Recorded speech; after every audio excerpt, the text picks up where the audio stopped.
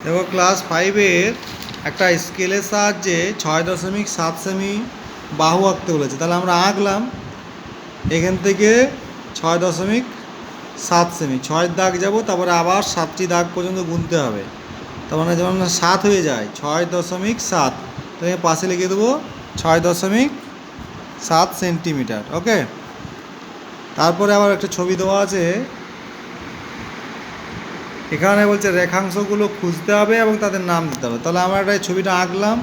তাহলে রেখাংশ হচ্ছে এবি, বিসি, সিডি, ডিএ আর বিডি। নাম দিয়েছিলাম কি এ বি সি ডি, আর এখানে বিডি কর্ণ।